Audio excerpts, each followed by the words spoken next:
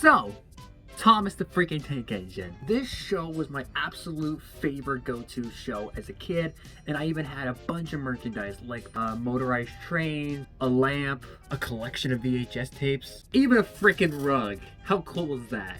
But in today's video, I figured I'd take a trip down memory lane to see, is the show as good as I remember it, or is it more childish per se? So with that said, let's get right into Thomas the Tank Engine. So obviously for the sake of this video, I chose a few episodes from multiple eras. The Hit era, the Brit All Cropped era, the Nitrogen era, and the Mattel era. So obviously I'm going to be watching these episodes, giving you guys feedback to see if they're as good as I remember. As, you know, I did stop somewhere around between the Hit Entertainment era and the Mattel era. But I don't have much memory of the Mattel era. Probably not a good thing.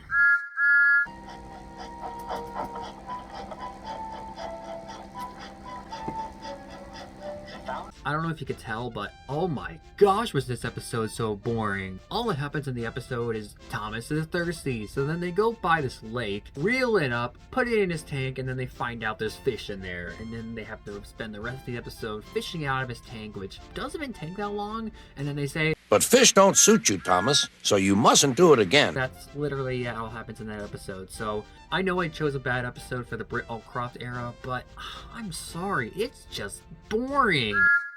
So for the Hit era, I chose Thomas and the Treasure, knowing that I used to have a DVD of this as a kid. The episode starts when Thomas and the gang get told by Salty that there is hidden treasure along with clues. If you follow them, they'll lead you right to the treasure. And I feel like it was more impactful than the Brit era. Plus two, I love this theme song.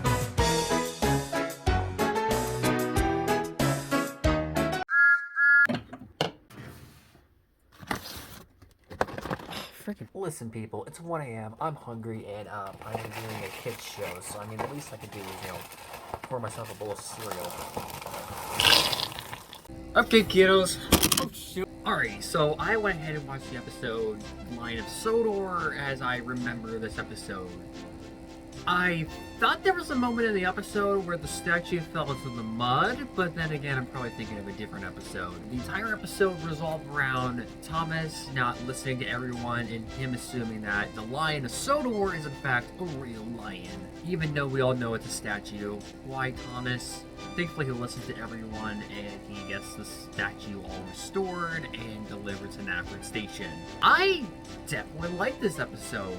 I think it's just the fact of, you know, everyone in the show is, you know, actually able to talk and the humans are minifigures, so I could definitely tell you that between the Hit and the Nitrogen era, I feel like it's definitely a nice mix between the two that I like.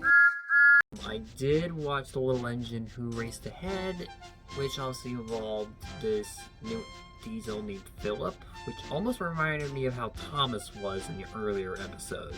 And then obviously they had a race, and then it was great. It was great. So, is Thomas still good and enjoyable?